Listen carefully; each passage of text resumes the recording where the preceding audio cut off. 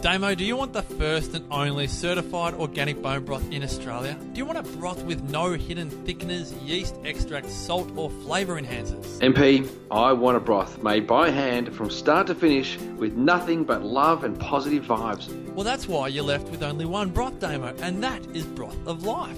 Ho ho ho! Choose from dehydrated bone broth in chicken, beef and lamb. You'll also find FODMAP friendly stock. That's FODMAP friendly stock, veggie stock and chicken salt, all available at brothoflife.com.au. And a special for Wellness Couch listeners, enter the code WellnessCouch2016 at the checkout before November 30 for 10% off your order. So awesome. The code again is WellnessCouch2016, only at brothoflife.com.au. TheWellnessCouch.com, streaming wellness into your lives. This is Up for a Chat with Cindy O'Meara, Karen Smith, and Kim Morrison.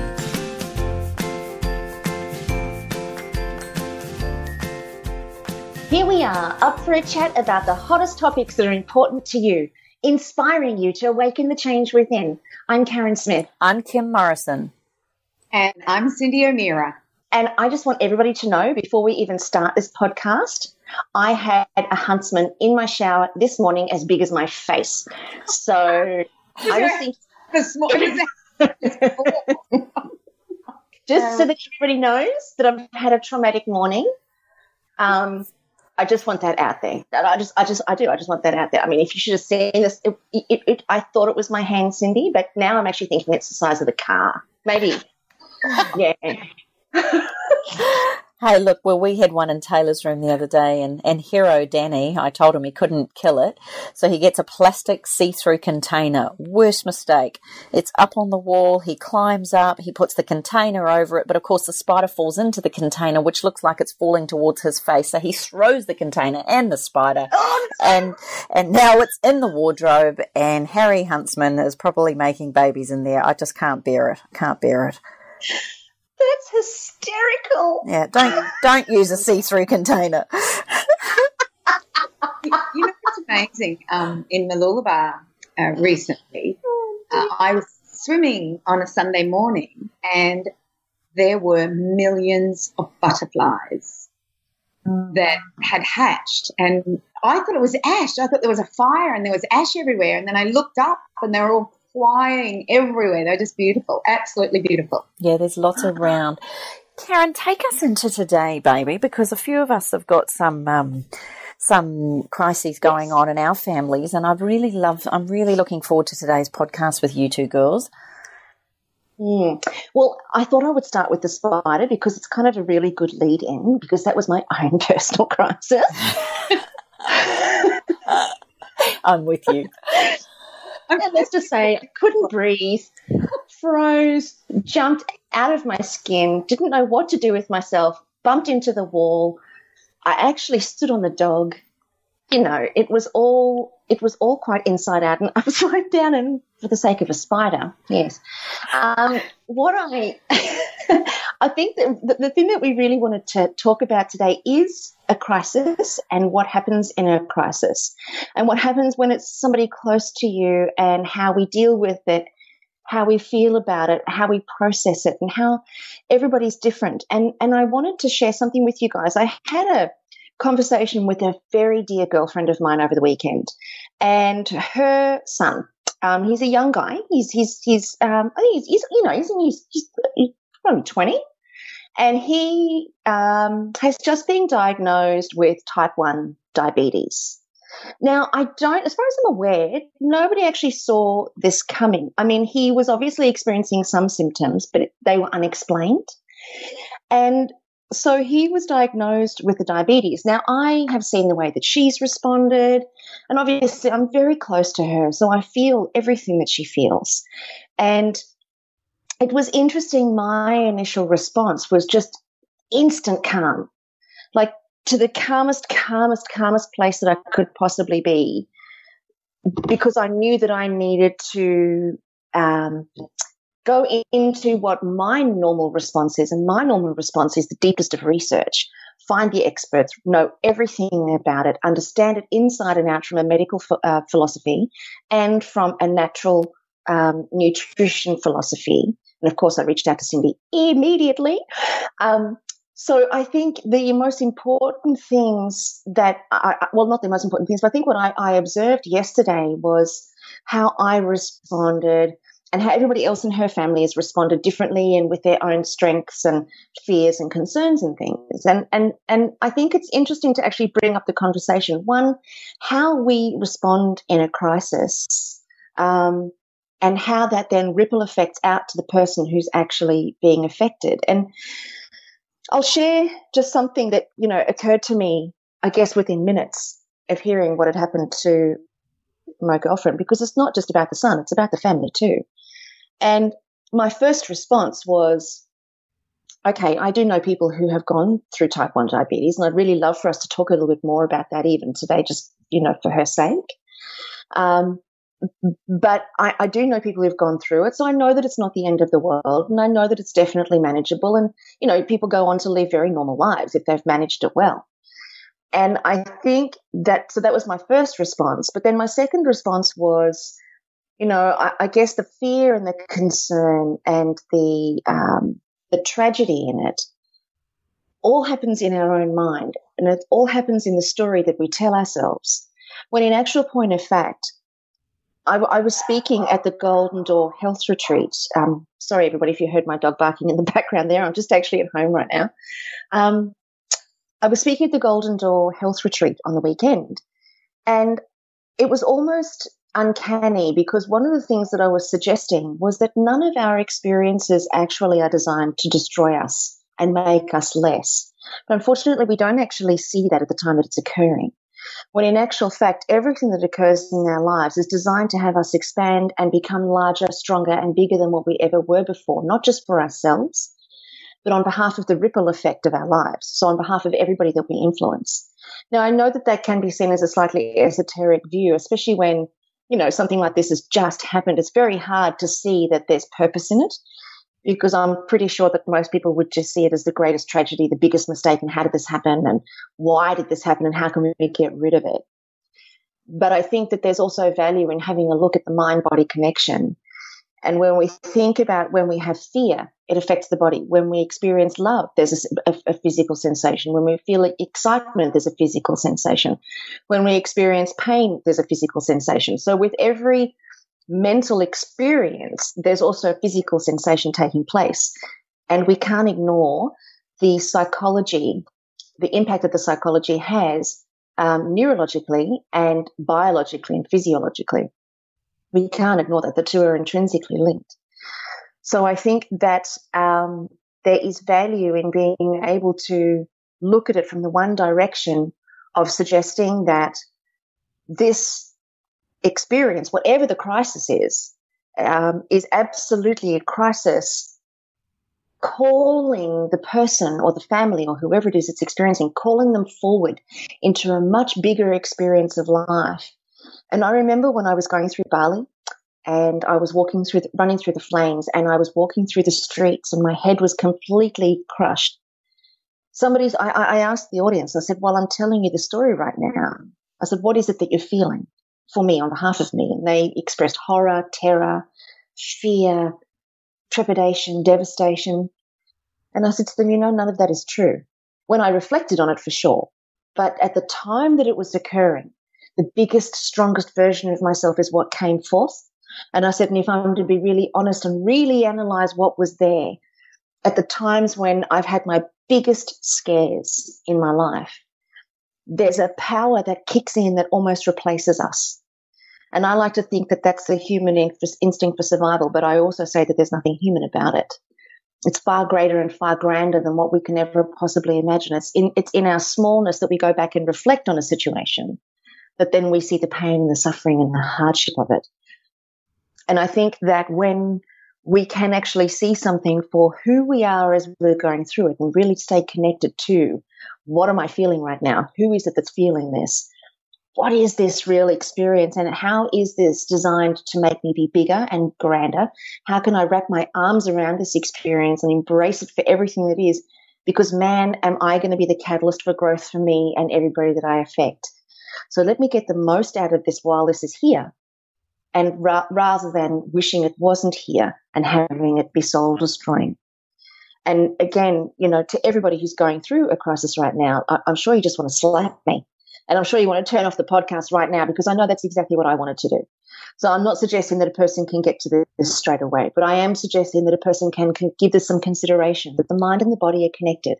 So make them work together.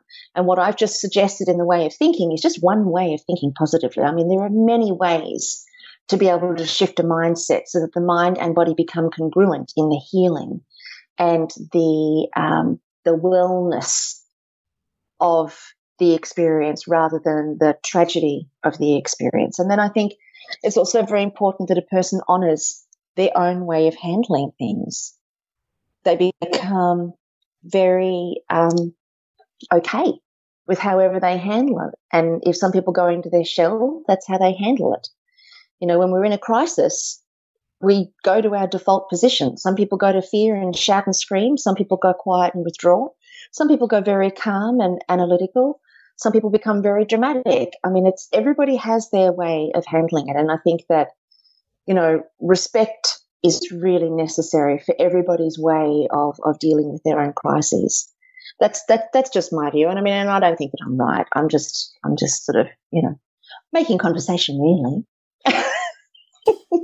What do you guys think? Look, we all go through crises, and Karen, you're the mind girl. So I know when I go through a crisis, I look for, and I don't look at food for comfort, but I look at food as my way of strength. Yeah. So good foods, doing the right thing, doing my rituals, keeping them up and not allowing them to go, because that gives me that strength. And I know Kim, what she does, and she can mark me if she's wrong, but I know if I'm wrong, but she'll go running. She'll get it. Yeah. I do. Especially with a huntsman. Yeah. No, maybe not in the moment though, Cindy. Like in the moment when I see or hear the news or I get it, I actually realised when I watched myself at a forum recently when there was that they create games and things like that for you to do, and you can observe your behaviour. And I notice what I do is I go completely quiet while the confusion is all happening. And then I realise it hits me later. I have to digest it. I have to watch, observe, listen. Probably am in a little bit of shock, and then the process occurs. And I don't think I'm a screamer and a flapper, unlike you, Cindy. But I am somebody who definitely watches and observes, and then probably not as calm as Karen. But I really believe if we can take a breath while we're absorbing the information, it can allow us to behave or at least react in a way that is active, not reactive. Mm. Yeah, definitely. And I think what the point that you're highlighting in there is that everybody's got their own way. Everybody's got their own way of dealing with something at the initial shock stages. I think there's the different phases of going through something, and at first there's going to be shock, and then then there's going to be denial, and then there's going to be anger, and then there's going to be sadness, and then a person will eventually get to resolution and reconciliation. And there's probably another step in there, Karen. Sorry to interrupt you, darling, but I do believe a little bit of ferociousness can come in, ferociousness on getting the information, ferociousness on researching. And I think that's where someone like Cindy, we're so lucky to have her in our camp, particularly with a health crisis, where she is the first person you and I would probably ring in a health crisis. And it's so good to have a sobering and calm voice who just goes ferocious with detail and information. So I'm going to add in ferociousness in there, love. I love it. Love your work, because Cindy was the first person that I messaged. So there you go. Yeah. Oh, my goodness. And I did actually say to my girlfriend, I've got Cindy O'Meara on the case. Powerhouses. here we go. Well, I think that's the beauty of Up for a Chat. And so Cindy, like we have had a number of people email us and ask us, not only discovering that loved ones have been diagnosed with a form of cancer, Lyme disease, autoimmune disease, diabetes. Can you tell us, is there a protocol or a way that you might suggest to all of us that could be, I don't know if we pick one of those as a topic and then we go through it. Maybe we use your girlfriend, Karen, as an example, but would you be up for doing that with us, Cindy? I think it's a great idea because like type 1 diabetes is, and I think it's probably a really good idea to talk about the difference between type 1 diabetes and type 2 diabetes. So many people say that the difference between type 1 and type 2, and, this is changing as the decades go past. But once upon a time, type 2 was lifestyle, type 1 was genetic. There was nothing you could do about this type 1. Usually people who got type 1 diabetes were juvenile, so that's why it was called juvenile onset diabetes. Basically, it wasn't an adult onset one. Like my cousin at the age of 2 was diagnosed with type 1 diabetes. He's now 50, and he's actually just had a pancreas transplant. They did that in the United States, so he didn't have to inject himself with insulin anymore. They left his old pancreas in there because it was still doing what it should be doing apart from the beta cells were gone, but they gave him a transplant. So there's all this new technology that they're now doing, and they're also the way that insulin is given. It doesn't necessarily have to be given manually anymore. They sometimes have these packs that you wear, and it will inject into you as it monitors you. So, and monitoring is really important. So the difference between now type 1 diabetes and type 2 diabetes is that type 2 diabetes is no longer adult onset. It's actually also our young are getting diabetes. So lifestyle is affecting our children as well as our adults. And now our type 1 diabetes is not just juvenile onset, it is basically all ages. I'm hearing 45-year-olds, 50-year-olds getting type 1 diabetes, 20-year-olds getting diabetes, not just our young kids. So the diseases are changing, and they're changing in the age groups that they used to be in. So type 1 diabetes is known as an autoimmune disease. And that comes under a huge umbrella now, which includes rheumatoid arthritis. It includes, crests, which my sister had, which is calcinosis, Raynaud's phenomena, esophagitis, telangiectasia, scleroderma. It can go as far as they're even saying dementia is a autoimmune disease. Gout is an autoimmune disease, which is a form of arthritis. So more and more, there is more coming under that umbrella. And type 1, there's many theories that are out there, and some are saying that if you get a certain bacterial virus and the body creates antibodies to it, then that may look similar to the beta cells on the pancreas. So let's explain what the beta cells on the pancreas are.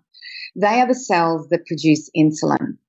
And they are the ones that are attacked when someone gets type 1 diabetes.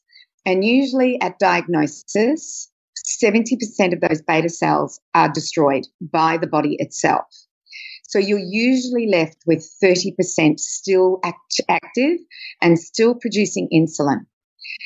And I always see this as a good thing, because at least you have 30% making insulin, which means that you perhaps can use less and less synthetic insulin. And medicine is phenomenal, because these people would have died if it wasn't for modern medicine. If they weren't able to inject insulin into their bodies, then, they wouldn't survive. They couldn't survive. Now, with this 30% still available to the body, with still having it to the body, we call this the honeymoon period.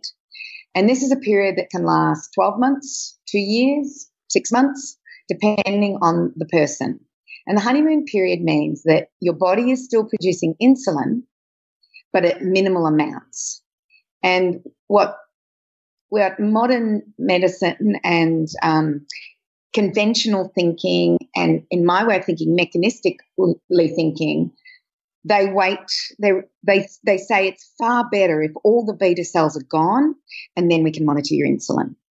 They don't want the beta cells to be there because it becomes harder because they don't know how much the body's making. So they want them completely obliterated, and the body does that. The body will completely obliterate it unless you stop it. And we're going to talk about that. I know of people who are stopping this and how they're stopping it. And then at least you've got that 30%. Can you regenerate? I don't know because I don't know enough about it. But the more we learn and the more we know, it's the next thing that we do that makes all the difference. And what we do know is that we actually can halt an autoimmune disease and in some cases reverse it. So to me, that's exciting. But if you're diagnosed with type 1 diabetes, you are in emergency care. That is where you go. Therefore, you're in the medical system. And what they will say to you is that, well, wait, you're going to be in a honeymoon period. This is what we need to do. So they talk about monitoring your sugar. They talk about how to use the insulin, how to monitor your sugar, what foods you should be eating. And I know because there are so many people being diagnosed with diabetes at the moment that they're in and out in a very short period of time out of those hospitals.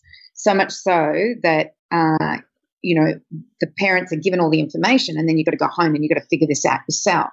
And that's because 7 cases a day are being diagnosed in Australia alone of type 1 diabetes.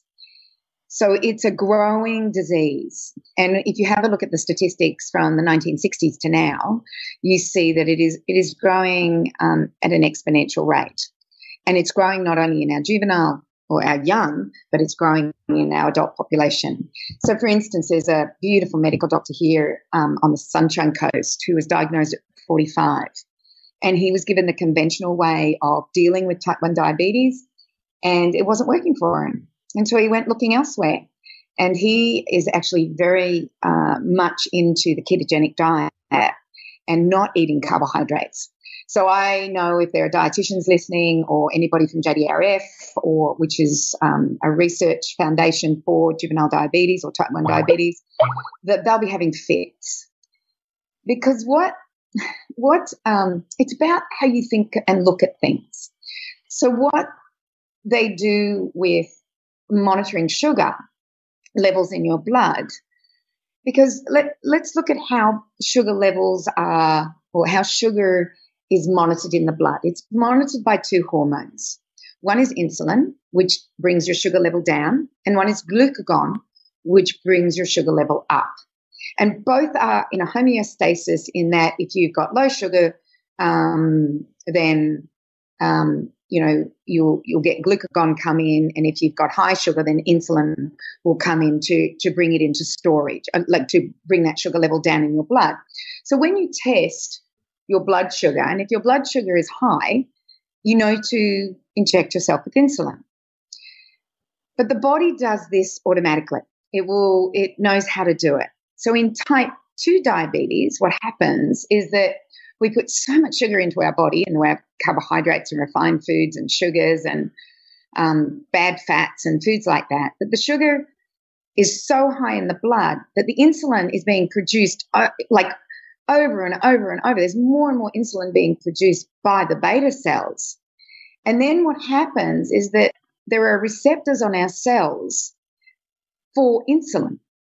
And if those receptors become fatigued, which we call insulin resistance, then the sugar stays in the blood and triglycerides increase and heart disease increase and type 2 diabetes increases. So that's type 2 diabetes. With type 1 diabetes is that they are not producing enough insulin, therefore the sugar is staying high in the blood, and that's what's causing the problem. So is it not the same, Cindy? Forgive my ignorance on that. It sounds like that was the same thing, no? Well, or is one insulin and one is too much insulin and becoming insulin resistant. Oh, sorry. Okay, forgive me. I understand what you're saying. Yep. So there's not enough insulin being produced, therefore the sugar stays high in the blood. Gotcha. That's one. Type 2 is too much insulin is being produced. The receptors become, insulin resistant, which means the sugar still stays in the blood. So the actual result is still there's high sugar in the blood, which then causes the complications. Right. Gotcha. Yeah, so it's basically the end result is the same in that sugar is high in the blood. And some type 2 people with type 2 diabetes must use insulin, or they may use metformin, other medications that are through the mouth. But people with type 1 diabetes, it's important that they do have insulin injected into their body so that they can monitor their sugar levels. Otherwise, it creates a problem. So one of the things that we do know in type 1 and type 2 diabetes is it's very important to keep your sugar levels at a happy medium. But what happens is many people in the beginning, their sugar levels rise, they throw insulin in, they throw too much insulin in, then they have a sugar low, and then sugar high, sugar low, sugar high, sugar low, and that's where complications happen. And what this beautiful doctor here on the Sunshine Coast realised is that the carbohydrates was what was throwing his sugar up and down all the time. And he wanted to keep his sugar levels at a nice average, not shooting up and down all the time, but a nice average. And he basically contends that staying away from the carbohydrates is the best thing for him to do. And it's not just him that's saying that. There are many people that are saying it, and more and more are saying it, yet there's such a big resistance in the treatment of diabetes. In actual fact, Dr. Gary Fedke, who has his wife Belinda, I have to say now, not Gary, but his wife Belinda has a centre in Tasmania, and it's about the treatment of diabetes. And they're very much into reducing the carbohydrates in the diet, and looking at the quality of proteins and the quality of fats in the diet, as well as looking at foods that are not going to hijack the blood sugar levels. Now, I did an interview recently. Well, I think we put it up for a chat in the last couple of months, and it was with Dr. Natasha Campbell McBride. And my girlfriend's son, who I think he was about 13 at the time, had just been diagnosed with type 1 diabetes. Now, here is a family that eats, well, she thought she ate well, but I asked her to show me her diet. And what she was doing was she was falling into the trap of gluten-free packaged foods as opposed to good quality foods with or without gluten. So she was falling into that trap. And she was flabbergasted that with what they had done, that she had a son that had type 1 diabetes. And so what I did was I asked Dr. Natasha Campbell McBride, because she works a lot with autoimmune diseases, I asked her about somebody who had been first diagnosed with type 1 diabetes, and she says, you get them fast, you get them on the protocol, and we can keep those 30% of those beta cells. Therefore, them producing their own insulin and continuing to produce their own insulin and only having to inject insulin on in a minor way rather than in a major way. So I know people that have moved their amount of insulin or reduced the amount of insulin they're using by tenfold. What protocol is that, Cindy? So, Natasha, it's about healing the gut. Because, all right, let's talk about what we know about type 1 diabetes and autoimmune diseases. And what's interesting, Karen, is that Kim and I, we did an interview because it was on the spur of the moment. We got him. We'd been waiting for months to get him with Dr. Tom O'Brien. And Dr. Tom O'Brien is a specialist on autoimmune diseases. And he has created a docuseries called Betrayal. And we will, in the show notes here, get people to know that it is available to them. And it is about autoimmune diseases and how do we heal autoimmune diseases.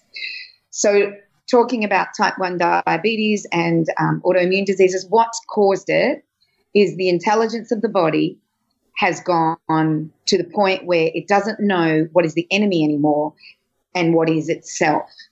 And so what it does is it starts to consume parts of itself. So the body starts to consume itself. So in your friend's son's case, what has happened is that he has either had a virus, a bacteria, or he has compromised immune system, or he has a gut where the interstitial lining or the epithelial lining is compromised. And as a result, he has immune complexes happening, and these immune complexes have created a immune defense against a sequence of amino acids. And because this compromisation is probably occurring over and over and over again, the body then goes and seeks out other proteins that are identical to that bacteria or virus or parasite or food. And in the case of your friend's son, it's attacking the beta cells, which are proteins. And it's called molecular mimicry, where it's looking for the danger in another area of the body. So why did it choose your son's friend's pancreas and beta cells, and yet it may choose a female's thyroid? And it's really interesting, because what's happening is in males, type 1 diabetes is more likely the autoimmune disease that they will get, and in females it's thyroid. It's happening in both, don't get me wrong, but the likelihood is more male in type 1 and more female in thyroid. We're noticing this in the statistics. Cindy, just before you go on, I think that was one of the most important and most interesting facts that I took from Dr. Tom O'Brien, was all of these issues, diseases and problems which went through even to asthma, joint rheumatism, pain, heart problems, dementia, all of these things. What intrigued me is that depending on the individual, depending on circumstance, the body is talking to you, the body is not great, and it can show up in any one of these platforms, and diabetes was one of those. So there is something not being done to the best of our ability, is this right, in the way that we're living our lifestyle, what we're eating, or stress or lack of sleep or whatever, and the body has now turned around with one of these conditions due to the person's individuality and biochemistry, and it's one of those diseases. Is that right, Cindy? And a lot of the material out there, though, is that it's genetics. And then I go to the Bruce Lipton podcast where he says it's epigenetics, which is beyond genetics, which is the environment in which turns genes on or off. So we can't not look at the environment, not outside environment, but internal environment, like the petri dish. It's very confusing, Cindy. It's very. It is, but it's an education, and we can look at disease as something that we can fix, or we can look at disease as something where we need to make change. And in the case of your friend's son, Cindy, sorry, just to interrupt there again. Sorry, darling. I just think one of the other important things was it's not even so much the word disease. It's just that the body is in a dysfunctional situation right now. And I thought that was also a great analogy, that it's a dysfunction of the body, not necessarily a disease, even though it's labelled as such. I think that just gives people an ability to think that it's curable. I just really think it's important we understand that. Yes, and I think it's also important that just because medicine said this is the projection, we're now showing that it's not the projection. Because we're seeing this with multiple sclerosis, we're seeing it with rheumatoid arthritis, we're seeing people who are told that there is nothing you can do about it. You're going to have to go on these drugs, methotrexate, to suppress the immune system, decrease the inflammation for the rest of your life. That's the projection, and this is what will happen. So that's what they're being told. Whereas there are people out there saying, I'm not going to put up with this. there's no way I'm going to do this. And these are people as medical doctors, such as Dr. Terry Walls, who put up with the diagnosis, and she had a diagnosis of multiple sclerosis and even ended up in a wheelchair for many years, and then started to do research and realized that there was different things that she could do than what she had been taught to do, and started to change what she was doing, and is now out of a wheelchair and has no more progressive multiple sclerosis. So, and then I look at one of the ladies that worked for me. She was diagnosed with multiple sclerosis with multiple lesions, and she's got x-rays before and she's got x-rays after, and she now has, the lesions have gone. And you cannot disprove x-rays. They are there. The lesions, or I think they were MRIs, but the lesions were there and now they're gone. And what she did was she did a protocol for autoimmune disease.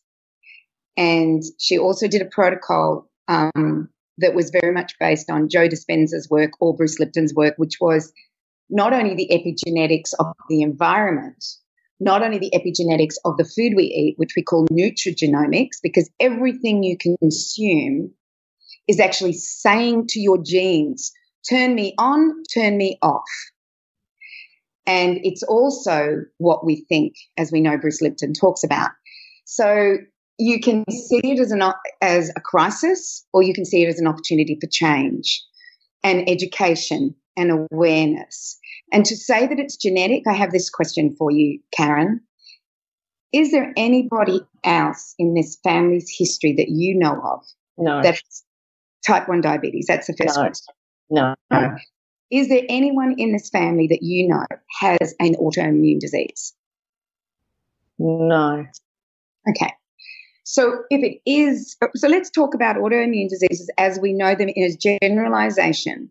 And we know there are, at this point in time, in our knowledge that we know, there are 3 things that will create an autoimmune disease to present.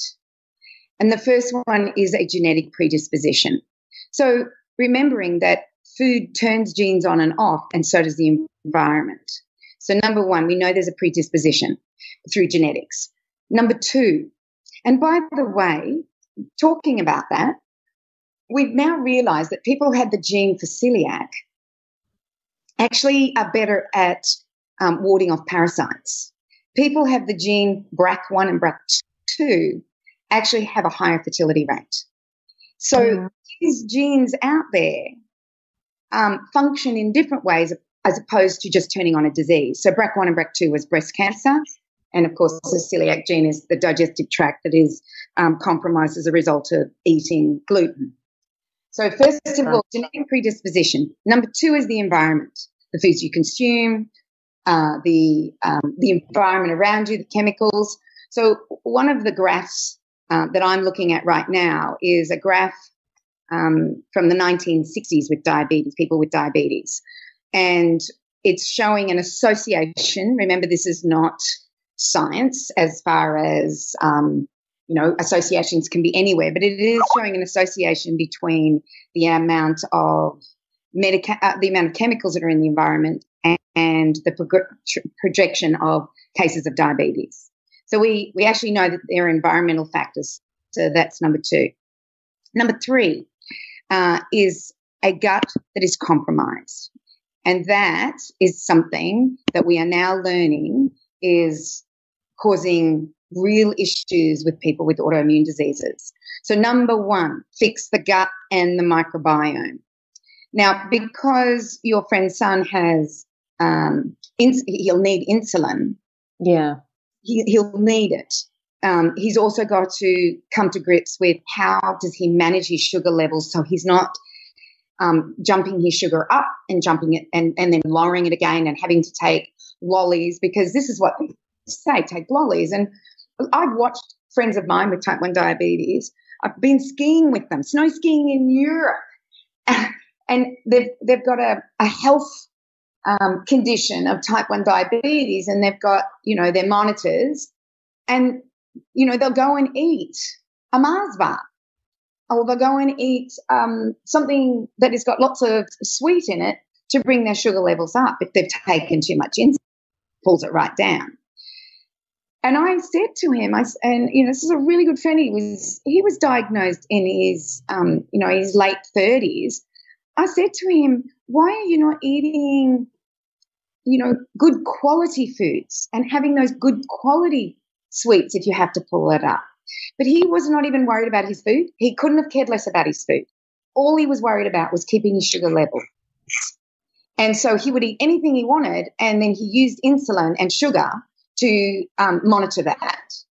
Whereas the new way of thinking about type 1 diabetes is, how can we monitor our sugar levels, eat really good food that doesn't shoot us up and down, find other foods that can help us bring it up. And in the beginning, I have to tell you, it's good to be in a forum where people are doing this, because most of it, they're going to learn is what I just told you about this friend of mine who was diagnosed in his 30s. That's how he was taught. Doesn't matter what you eat, just make sure you're monitoring your sugar levels. Yes, and all the stuff on the internet is all the stuff on the internet says the same thing. All the stuff on the internet says, don't worry to alter your diet too much. Just make sure that you are tracking your sugar levels and using the insulin as you need to. And to me, it just rings alarm bells instantly, because when I first read that it was an autoimmune disease, my first instinct was, well, like you've just said, and I don't know anything, so forgive my ignorance, but my first instinct was what you said. Okay, so it's got to come back to the compromised gut, and then I'm trying to think of everything that he's gone through that could possibly have compromised his own immune system over the years. And yeah, he's had some issues where he's been in hospital and broken bones and anesthetics and antibiotics and stuff like that. And so all of that naturally would have contributed, right? Oh, definitely, because the antibiotics destroy the microbiome, which destroys the ability of the microbiome to produce mucus, which protects the epithelial lining. So he could have also, I don't know what industry he's in, but he could have been exposed to chemicals some way. There could have been chemicals in the house. If he eats a lot of wheat, we know that gluten is not only part of being an instigator of a compromised gut, but also a perpetuator of autoimmune diseases. So he's probably had a compromised gut for quite some time. And if he continues to eat wheat and gluten, we know this. This is not like there'll be people who may listen to this that are in the medical world that will be just saying, she's full of you know what. But I'm sorry, we need to now look at the new science. That's old science. This is new science. This is science where we know that because we've destroyed the ability of the body to even digest gluten, and because we eat so much wheat and gluten, that it is just a perpetuator of a disease if you have an autoimmune disease. And if I had anybody close to me that had an autoimmune disease, I would, number one, get them to watch my documentary, What's with Wheat, even though just a small section is on autoimmunity, but it's there and the experts are in there and they're talking about it. That would be one. Number two, I would get them to read Dr. Natasha Campbell McBride's book. Now, probably the one to read is not the GAPS one, but the one on I can't remember the name of it. Is it Eat Your Heart Out? I think it's something like that. But I would, where I would go is I would get your friend to listen to the interview I did with Dr. Natasha Campbell McBride, which we put up for a chat. And it's just recently, and I don't remember the number, and I'm sorry for anybody else who's listening here, but we will put that in the show notes, the number of that one. I would listen to that, and I would be on an autoimmune diet immediately, because if the book you were saying, Cindy, was Put Your Heart in Your Mouth. Put your heart in your mouth. Okay. Now, she may just be talking about the heart, and she may not be talking about the the immune system, because it's been a while since I read that book. But what I would get him to probably watch the documentary series Betrayal. Now, this is a lot of information, but he needs education and information, because we want to keep those 30% that are still there. We don't want to get, like in my way of thinking, I would want to know that my body is producing some insulin, and then I can figure out through diet and, through monitoring how much insulin I need. And I know for my friend whose 13-year-old got type 1 diabetes, they've been able to really reduce the amount of insulin that the doctors and diabetes educators were telling her that she needed to use. So they've done an amazing job. Now, having said that, Karen, this means education, this means work. This is not as easy as what the diabetes educators and the hospitals will be telling them to do. It'll be, hey, just monitor your sugar. This is how you do it. Eat what you want. See you later. So it's up to them. They have to realise that this is something that they will have to do, and they'll have to do for the rest of their lives. And I can tell you this, that most people with type 1 diabetes end up with celiac disease. So why not go off the wheat now? Why not get off the gluten right now? It's a known fact, because I remember a friend of mine being at the diabetes educator and her saying, oh, should we go off wheat and should we go gluten-free? And she said, oh, I would wait for the celiac to arise before you do that. See, to me, that's just, what? Why would you wait till it's too late? Why would you wait till you have the disease? Because they know that once you get rid of gluten and wheat, then you can heal your gut. Well, why would you, I don't get that mentality, and I never have. That's cure mentality. I have prevention mentality. I would rather prevent that. I would rather keep my 30%. But that's me, Karen. That's what I want to. That's what I would want to do, and that's what I would want to do for my children. I would want to learn this, educate myself, understand it, help them. When Casey was sick, she was 23 years of age, and I just took over the education because she was too sick to do it. So I think it's about if the mother wants to take this on and help her son, but then the son, and now Casey takes it on herself. I don't have to do anything. She's figured it out. She knows what she needs to do. She knows how to be well. She knows if she falls, she knows the key thing she needs to do to get herself up again. She doesn't need me anymore. In actual fact, she's smarter than me when it comes to the gut lining and the compromised gut lining. Really?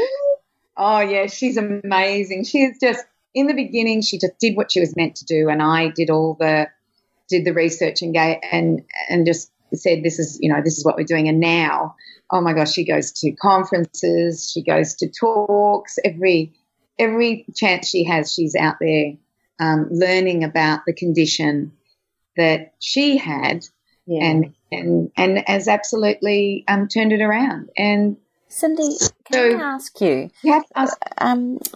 You said something at the beginning of the podcast that we know that food switches on and off genes, and we know that food is a major player, as well as things like the environment and chemicals and exposure and things like that, and mindset.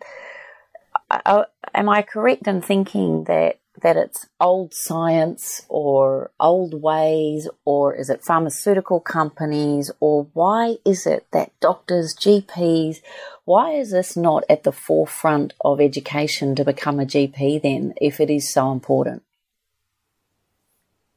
Well, there is a new thread of medicine happening, and it's called environmental medicine, and they are looking into this. But you have to realise that if we go back 17 years from now, we didn't know this stuff. This is new. Many people that were in crisis with type 1 diabetes or multiple sclerosis or lupus or rheumatoid arthritis, we didn't have the knowledge of the gut. We didn't have the knowledge of the microbiome. So the way our specialists, and remember, a specialist is somebody who's done 6 years of university, intern year, junior registrar, senior registrar, decides where they want to go. 9 years later, they're a specialist. So we're looking at 17, 18 years. So these guys that have just come, that are specialists and have done a huge amount of study and education, but in a paradigm that is very mechanistic and is all about, let's diagnose, and we have a protocol, and this is how we treat. And the protocol and treatment is usually using medication, surgery, or radiation. So this is the way it is. And until the research catches up to the university system, then our general GPs who are very busy and have very little time, and if they're a specialist, only read probably, because that's all they've got time for, is their speciality journals. So if they're a gastroenterologist, they'll read the gastroenterology journals. If they're in heart disease, they'll read those journals. If they're in if they're rheumatologists, they'll read those journals. They don't have time to read the gastroenterologists and everything. But we're now realizing that all this, we've always known that the systems are linked. We just ended up creating this speciality. So it's the people out there researching. It's the people collating that research. It's those mothers that are desperate to find cures for their children. It's the adult that has got a disease and doesn't want to live with it, that knows how to research, that is collating this information and making it available for the general public. And I think if you go to your GP or your specialist in any disease now, you are going to get a protocol that is probably not looking at environmental medicine, is not looking at integrating all of these different things. So I think that's why we're seeing that now. And you have to look outside that paradigm. You can't stay in it. If you don't want to end up on the – and they will say to your friend's son, Karen, they will say to him, this is what your life will be like. This is what you have to do for the rest of your life. This is how you do it. And this is the outcome of diseases that will happen as a result of you getting type 1 diabetes. So they'll give him that progression and that understanding. And, many Dr. Gary Fedke says that most of the people he operates on now are people with diabetes, type 1 and type 2, orthopedic surgeon, taking limbs off, or, eyesight diminishes. Because what happens is that there's a restriction of the blood vessels to extremities in the body if you do not monitor your sugar levels right. If you monitor them and you keep them at an even keel, then the likelihood of you having these diseases that are projected are far less. And there's a beautiful young man. He's had type 1 diabetes, I think, since he was about 12 or 13. And he's now in his 20s. And he's realized that while diet has been a wonderful part of him monitoring his sugar levels brilliantly, he's found that nopal cactus, so that's spelled N for Nelly, O-P-A-L, nopal cactus was one way that when he consumed foods, if he consumed the nopal cactus, he was able to have his sugar levels just stayed really even. It was the one thing that really helped him, apart from diet and autoimmune protocols and doing everything else that he was doing. He never had highs and lows with his sugar as a result of using this nopal cactus. And as a result, he now has a company, I think it's called EM, that has the nopal cactus. He can't say that he sells that nopal cactus. He can't say that on the packaging, but his insight and his education and his awareness and his learning has brought him to create a business with this cactus. It's quite amazing. Wow. So Karen, I've probably given you a lot of information. No, yeah, you have. What's that? It is a step-by-step process, this. It's interesting. I'm thinking about everything as you're talking about it, Cindy, and coming back to what you said about you have to look at all of the factors. We can't just look at one contributing factor. It has to be everything. And I've Googled the autoimmune protocols, and there's lots of diets that you can see on the internet for the autoimmune protocol. Which one would you suggest would actually be the best one to for me to let my girlfriend know about? Yeah, look, they're all very much based on the same principles. Right. And those principles are healing the gut, number one, healing the gut, eating foods that do not irritate the gut, so non-inflammatory foods. And basically that's lots of green vegetables, that's small amounts of good quality meats. And we're looking at organic here. You know, this is about going the full way. Because when you listen to Terry Wall in my documentary, she said when the magic really started for her was when she used organic, chemical-free skincare, cleaning, everything products, and she went organic with her food. And she eats cups and cups of vegetables every single day, protein, nuts. I believe she stopped eating eggs. I'm pretty sure Terry stopped eating eggs. And she's doing research at the University of Iowa for people with multiple sclerosis. So her disease was multiple sclerosis. There's also Sarah Ballantyne, who's in my documentary, who also cured herself of an autoimmune disease. She's another amazing lady. And sometimes it's about finding the right protocol or somebody that appeals to you. If I would be, number one, job one, I would be looking at healing that gut.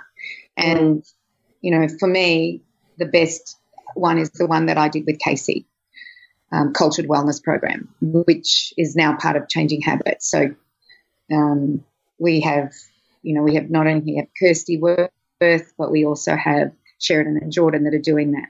But that I would also do GAPS as well. So if there's a GAPS practitioner near your friend's son, I would get right on to GAPS. And if doing intro GAPS is just too hard in the beginning, then just stick to main GAPS, at least until you're ready to move on, because main GAPS is just about getting rid of some foods that will definitely be compromising him and will definitely be perpetuating the death of the beta cells. We want to stop that. We want to stop it now. And so he needs to act fast on this. It's not a matter of I'll think about it. He needs to act fast on it, because remember the honeymoon period, which is 3 months, 1 year, 2 years, we don't know, is when it's the slow death of that last 30%. Now, he may know, he may have been told, look, you still have 30, 40%. It's usually 30%. He may only have 20. He may have been told this if they've done a scan. He may not have been told this. So when you become educated, you can ask the right questions. When you walk into a doctor's office, then you walk in and they say to you, you have type 1 diabetes and you have no idea what that is. You are at the mercy of somebody else telling you what to do. You don't even know what questions to ask. You have no idea. So number one, having an advocate in the beginning is really important. Somebody that knows this stuff, knows the right questions to ask. When you become educated and aware, you become your own advocate. You become more educated. You ask the right questions so that you get an answer that you will need to make you healthy, not just stay on this road that is the common road. And I like to do the road less traveled. You know me. I think that's the key, though. I think that's a real key. And I think when the initial fear wears off or the initial concern wears off, then, the mind is probably much more open and ready to do their own research. I do think it's such an important fact that you've brought up there, though, and I'm repeating this for myself so that I can remember to tell her, but I think that the most important thing is don't just go blindly with what, and I don't mean this with any disrespect, because I can't say that I even know better, but I think don't just go blindly with the doctor saying eat whatever you want to eat. Do whatever you want to do and just measure it and monitor it with the insulin, because it's all genetics anyway. I think because that's what a lot of the information is, and I think that kind of takes the power away from a person's own ability to contribute to their own well-being. And then it just becomes a very reliant exercise of the doctor telling you what to do, and then you're walking around oblivious. Whereas I think what you've spoken about here today is really putting the power back into the individual's hands, because it is going to be up to that individual to participate in the process, whether it can be cured or not, but to still participate in the process of wellness to the best possibility, so that nothing does accelerate, nothing does expand, nothing does become worse, or, nothing turns into anything else. It just becomes a real journey of health, well-being and wellness. And I love everything that you've said today, Cindy. I think you've just uncovered so many answers that, I'll be honest, I didn't even know to ask the questions to the answers that you've given us today. It's been profound, and I'll definitely get my girlfriend to listen to this podcast for sure. Well, I want to talk to you just a little bit more. I know we haven't got far to go in our time here, but I think it's important that people understand that there are two ways to look at what's happening. So the first way, which everybody looks at, is what we call the allopathic way. So allopathic means remaining passive. You're a passive participant in your journey, whatever it is, whether you've got cancer, type 1 diabetes, heart disease, whatever it is, you're just a passive participant. You know nothing. You're told by your doctor to do something. You're lucky or unlucky. So for them to say genetics, it's a roll of the dice. So he's unlucky. He surrenders all responsibility to somebody else. It's fear-based. If you don't do this, you will die, or you will go into a coma, if your sugar plummets, And I've watched, our beautiful Melissa from our Peru trip. I won't say her last name, but her son's a type 1 diabetic. And I remember being at a conference with her, and he had taken too much insulin and he was going downhill fast into a coma. And she was frantic, running, orange juice, yelling, because we're in a hotel. And so, we're grabbing the orange juice and getting it into him before, he couldn't get it into himself. So I watched that, and it's scary. But if you have control, then you don't have to be in that scary position. And this was years ago, by the way. Her son is an adult now, so they know better now as well. Whereas if we look at a different way of looking at healthcare, we become the active participant in creating our health. We're not looking for a fix. We realize that we need to change. And we know that there's perfect order, and we've just got to find that perfect order again.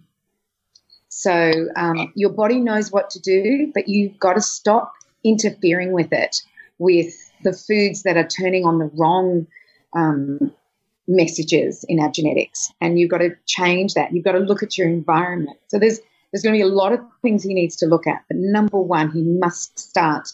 If he wants to stop those beta cells from being continually eaten and eroded by the body itself, then he's got to stop that catalyst, and he's got to heal that gut. So it's about removing and healing in the beginning, and that to me would be it's so funny. I repeat all the time, everybody in my movie, What's with Wheat, but Dr. Perlmutter says that's job one. That's what has to.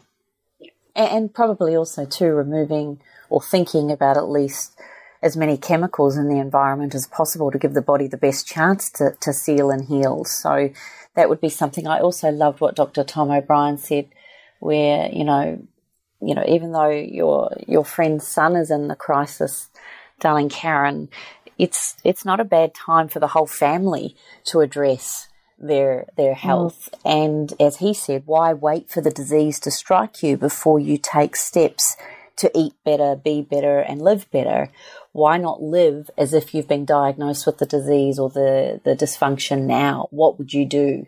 So I thought that was quite an amazing analogy for the family supporting the person. There's nothing wrong, perhaps, with the whole, I don't know how many siblings he has or what his situation is, but, it might not be a bad thing for everybody to look at this as a cleanse or I'm sure, like Casey, there might be something that he has to do a lot more strict than the average person, but for the rest of us, it's a good wake-up call, isn't it? I think it is, actually, and it's really, since obviously having you girls in my life, my whole life has changed. Like, as far as I eat and what I will and won't have. And when I was at the Golden Door Health Retreat on the weekend, they gave me a water bottle. The first question I said is this BPA free? And the woman hesitated, and then she said, yes, yes, it is. And I thought, oh, I don't know. I'm not sure, because it didn't say it anywhere on the bottle. And I had to giggle at myself as to how, my mind has shifted to when, you look in my cupboards, there's nothing in the box, there's nothing in the bottle, there's nothing in a packet. My fridges are stacked full. And it's been a transition for sure. Do you remember that day we came to your house and we had 4 freezer bags? I should put the video up and show that. I've still got the video of us clearing out your fridge and pantry. That was hilarious. But that was huge. That was you taking, yeah, should I? Yeah, you should, because I remember it was like 4 massive big garbage bags, big black garbage bags. Yeah, honestly, I think that transition saved me from myself in so many ways, mentally, physically, emotionally, in so many ways. But that's kudos to you, Karen. There are people, isn't there, Cindy? There's some people that will hear all of this and, like you say, become a receptor to the information or a receiver and just watch the world go by and hope things can be done to them. But, Karen, you're a classic example. I think all 3 of us are really, that when you get information, we take action. And I think that's what our listeners tend to do as well. And I really admired you that day because you said do it. Take whatever you need to. I'm out of here. Oh, my goodness. Oh, poor Matt. But then, Matt actually watched he first rewatched that sugar film. And, you guys know that Matt was having like 4 litres of ice cream a week. He would have his lollies, these chocolates and these chips and his Rocky Road and, and that was life. And then he'd have his, teriyaki chicken and, very little vegetables. And we watched that sugar film. The next day, I'm not joking, for somebody who's had ice cream since he was 3, the next day the ice cream was gone. Everything that was what he considered infectious was his words. I'm not being infected by that. He threw it all out. And he's watched with wheat. And now there's nothing. There's no wheat. There's no soy sauce. There's no barbecue sauce anymore. Wow. Yeah, there's none of it. There's none of it. And Matt has lost 13 kilos. What? Honestly, Cindy, it brings me to tears, but he's lost 13 kilos. And it's now he's getting into the exercise thing. And he sent me a message on the weekend and said, I just did 10 kilometres. He walked 10 kilometres yesterday. And he sent me the smiley face, but it wasn't a smiley face. It was a red-faced smiley face. Bless his little heart. But, it's like now it's kind of opened him up to looking at himself holistically, because that's the other thing too. I'm sorry we're out of time on this, because Kimmy, I read a lot about how important exercise is with type 1 diabetes, that it's so crucial that the exercise regime is stepped up, as well as obviously, Cindy, what you've just said now with the diet and the health and well-being. It's huge, especially the way with the 75% of our the genes can be switched on and it doesn't have to be a lot of exercise. It can be a 20-minute intensity or that's what I'm loving around this functional exercise regime now, how much we can support our body to continue to heal if it is in a crisis. So, I just want to say to you though, Karen, also to our listeners, that you're an example of the ripple effect. Like for you to turn around 2 or 3 years ago and say to Matt, you've got to get rid of barbecue sauce, you've got to get rid of your ice cream, you've got to get rid of eating so much, and eating more veggies, he would have just laughed at you, He did. No, yeah, he did. I know. But here's a classic around being in crisis. Don't become the evangelist. Don't become ramming it down. People will come when they're ready. But ultimately, by being the example and by showing him the way in a loving way, I think ultimately is probably one of the greatest lessons we can take away from today's podcast. Would you both agree? Yeah, and I do agree with you, because it is up to the individual to be responsible for their own journey. And however that looks for them at the time is how it's going to look. And you guys think about how many people we have listened to us individually, together, in conferences, seminars, individuals together. You think, and how many change? It's those people that hear the information and act on it that are the amazing heroes in my way of thinking.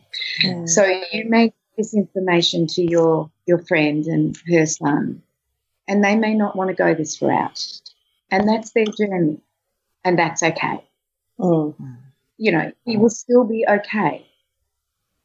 Yeah, You know, he will still be okay. People live with type 1 diabetes and they do it that traditional way, but it depends on how good do I want to be?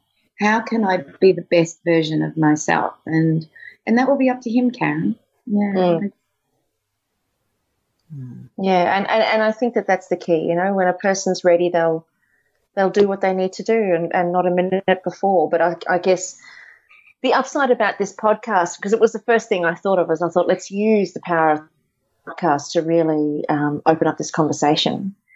And I think that's the key. You know, when a person, as long as the person knows that all the love, the support, the information, it's all there, it's all out there, you know, it's all here, and they just dive in and embrace it when the timing is right. And you know, that's the best that there is, isn't it? I mean, that's the best that anybody can do. So, yeah. Thank you, girls. Thank you for having this conversation with me today. I'm very, very grateful. I really am. I'm very grateful for you guys taking the time out to help. So lovely. You're amazing. Thank you. For you. Thank you, Cindy. Thank God we have you. But every one of our listeners, they know they've got Cindy too, just by this podcast. So we're very, very blessed to have you, beautiful girl. That's exactly right. Right back at both of you. Oh, I could cry. Cry. Mm. I know. Am I supposed to end the podcast now that I'm crying? Very lucky. Oh, yeah. Would you like me to do it? I'm quite good at it. Yeah, you have gotten quite good at it, haven't you, girlfriend?